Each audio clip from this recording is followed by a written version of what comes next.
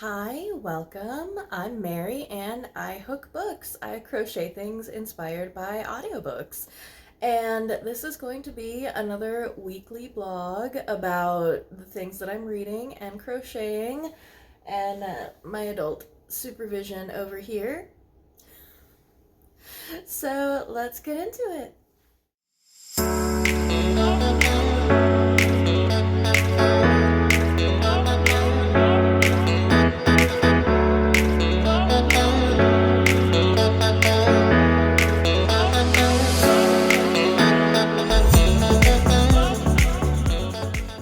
Turncoat by Jim Butcher is the 11th book in the Dresden Files.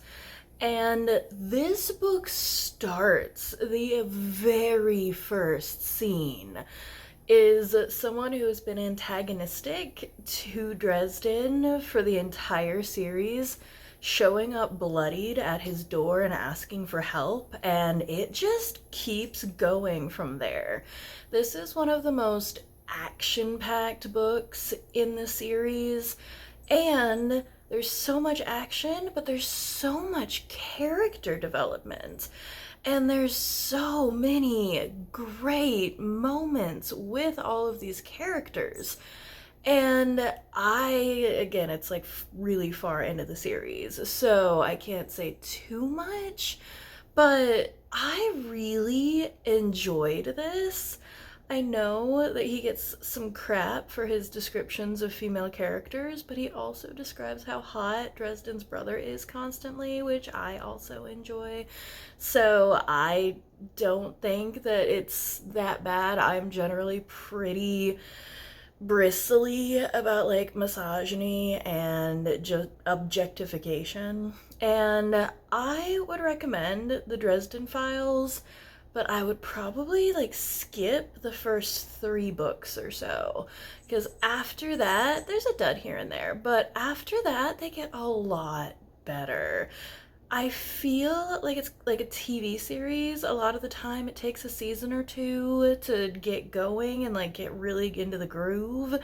And I feel like that's how it is with the Dresden Files, although a lot of the time, if the first book isn't great, we don't continue in the series.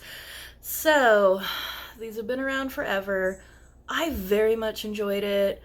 I got some of my favorite characters that came back. Mouse, his dog, which is just adorable and like great and has character development and plot points. And Butters, the polka loving mortician, like it was really nice. And at the end, like, it gave me feelings. I was invested and I had the awes. So this is probably one of the best Dresden books I have read. So I think it's like a 4.5. Like, I'm very happy and very impressed.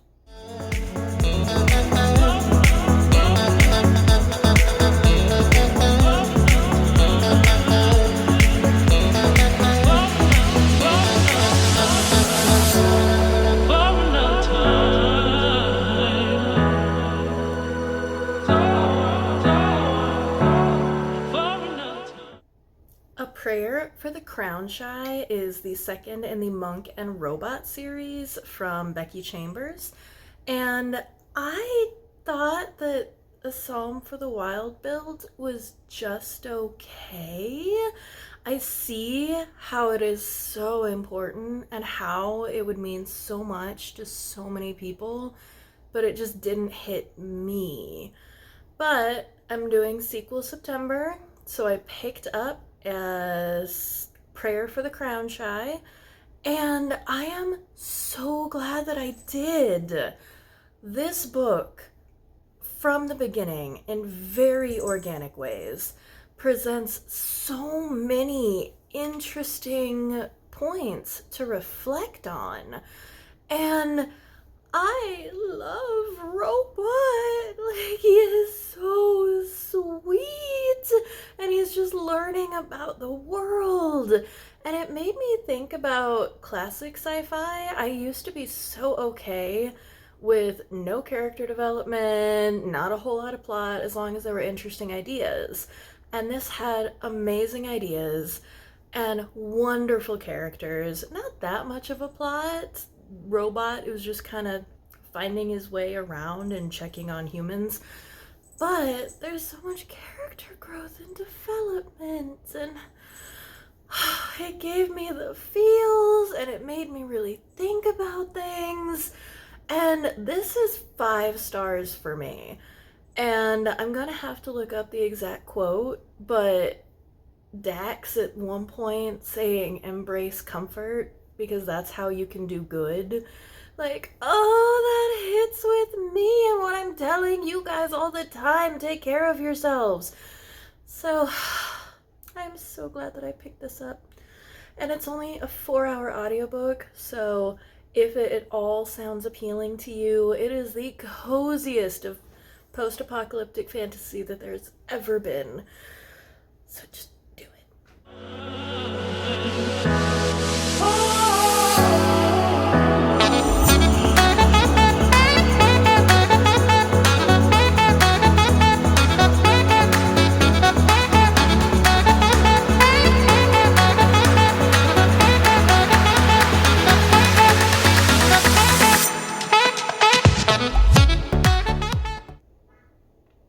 Cold to the Touch is a mystery thriller set in Alaska, and I enjoyed this. It was kind of a standard mystery following a detective, but it also had a lot of really unique individual elements that I enjoyed. I normally am a little bit skeptical following police officers. Some are fine, some are great, some are not, but I really liked him. He had a mixed race background, he was Buddhist, and he believes in de-escalating situations, which is how police should act, but it does get him into some crap with his co-workers because they're like, well, you're gonna have my back, but he works it out with his co-workers, and I didn't know that, like, bikini barista things were that popular, especially in Alaska. So that's the part about this book I'm a little skeptical about. But someone is killing these bikini baristas, and they are killing the bikini baristas mostly that are of mixed race heritage. So that's personal for our detective, and it is an interesting social commentary, I guess, on being mixed. So I don't know if the author herself is mixed, but I thought it was handled pretty well. If you have read the book and you know, if you can speak of this for your own voice, please let me know. But I liked that dimension. I liked the dimension of the detective's family. I liked that his ex popped up, and there was a little bit of, like, romantic, I wouldn't even say tension, like they were exes. But they work it out. There's nothing super explicit, so if that is something that keeps you away from some thrillers, there's a little bit of, like, closed door sex. There's a little bit of violence and murder. Obviously, it's a murder mystery, but nothing's too terribly gruesome. There's a little bit of something bad happens to a dog, but, like, spoiler, it's okay. And I really did like that the detective adopted the kitty of one of the victims, and it becomes part of his story, and it's so cute. I love that so much. So, nothing revolutionary, but I did like a couple of the nuances of this story. This would be a really great one to read in the winter when the snow starts falling, and if any of this sounds good, I would definitely pick this one up.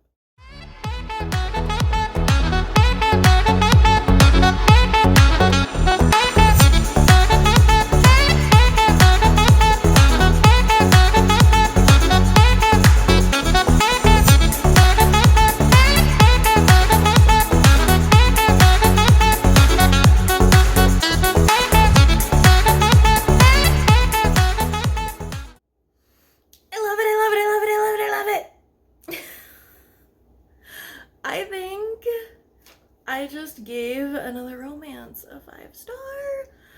The Undermining of Twyla and Frank is so cute. Friends to Lovers is probably my favorite of the romance tropes because I believe a good friendship is important in any kind of romance. And I gave my cat the packing paper from my Amazon delivery, so I'm sorry if you hear crinkles in the background.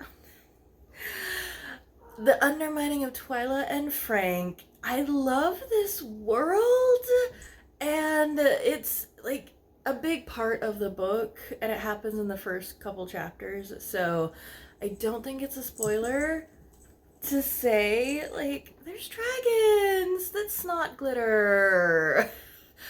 I love that so much. I also love their friendship. I love the world building. I love the side characters. We get to go to the wedding of the characters from the first book, Mercy and Hart. And I think this is my favorite bedroom scene I have ever read.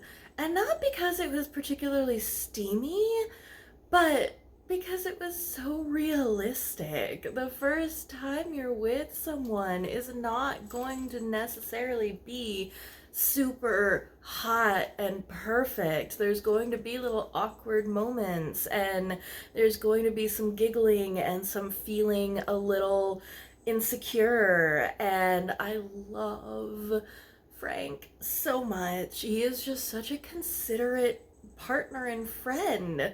Although I really did get confused in the very beginning because Twyla introduces Frank as her friend come partner, and I thought that meant like partner. And then they talk about him dating someone, and I was like, oh, are they polyamorous? No, they're partners in the Marshalls.